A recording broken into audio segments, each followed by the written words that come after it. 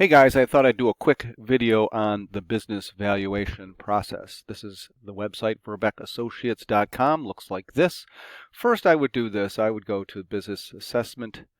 What we do, this talks about our business assessment and valuation, but the valuation, there's a checklist here, which looks like this, and I would get your pieces out that you need here, your tax returns for the last 3 years, your balance sheet for the last 3 years, and I complete the mini fact finder, or do that, recent interim financials, and then just think about one-time non-recurring operating expenses. We'll talk about that later.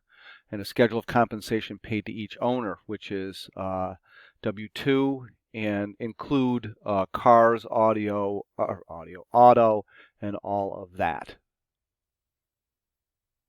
Great. Let's go back. The mini fact finder, I'd complete this as well. This is relatively straightforward. Business name, industry code. This is key. This is on your tax return, but I would make sure that this is correct. There's a list of those when you go to do this. I'll show you in a second. Zip code, fill all this stuff out. It's really, these pieces are needed a little bit, but I just try to get your information together on this. I think that would be beneficial. As far as growth here, I would just what your growth is for the last few years: 1%, 5%, 10%, 20%, and then how much from your top 3 customers, that sort of thing. So that's that.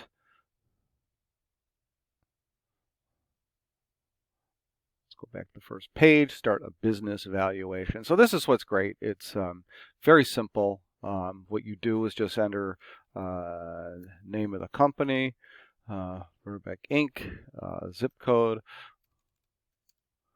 and then let's just take light manufacturing, I guess. Oh, see, here's where the codes come into play. I'm going to use a code 33. And then I think that's other other miscellaneous manufacturing. Here you go. And then once you have your information together, you just drop it in. I'll show you in a second when it comes back up. This is starting the valuation.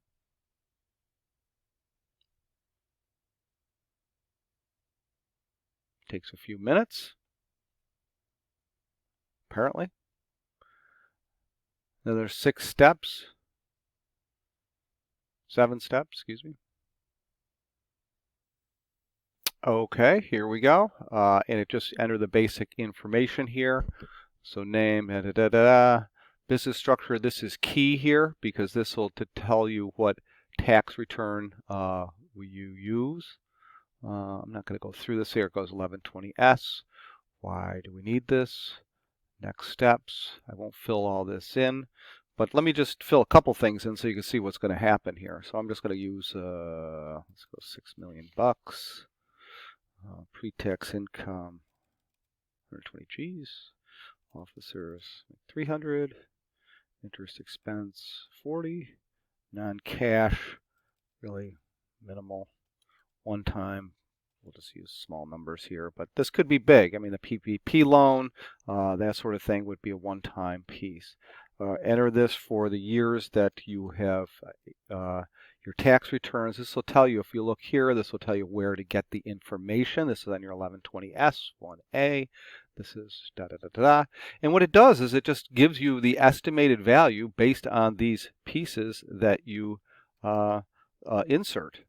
So things change based on, this looks at this algorithm, this Biz Equity uses, looks based on 33 million valuations they've done, and they determine what the value is based on these. You could save it, you could delegate this to your accountant, that sort of thing. So that's really the quick scenario. You get to the end, you can't get the full report unless you call me. The full report, let me just give you an example of that. Let me just go back to next step. So here's and you enter the balance sheet as well. Obviously, this changes the valuation based on things. But what's nice about when you enter all the, have all the data here, it gives you some good KPIs for later on. I'm not going to enter all this information. You do this is your liabilities, bank debt, etc. But it changes your valuation across the way, depending on how you say we have let's see, recurring revenue improves the valuation based on if a certain amount is over that, the multiple goes up based on historical information, trade secrets, that sort of thing, rent or own, yada, yada, yada, does it. At the end of the day, this is all it gets you. You have to, but it does give you an idea of where it is. The report, let me just give you a sample of what this looks like. This is from a sample company that I did a while ago. It's on the website as well. But it talks about the business assessment, how the value is assessed, the methodology used. Here's this piece, different numbers, but similar. This was an older one, but it also gives you, how are you on the KPIs?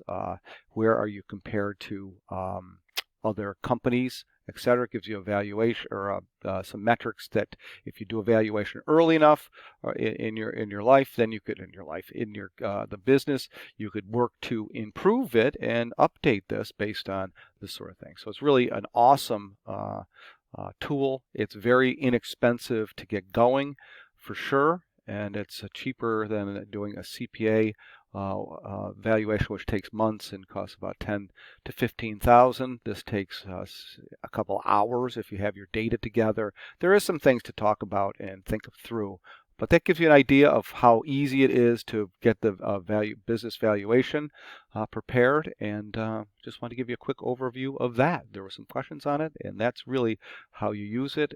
How it looks on the website, etc. It's awesome.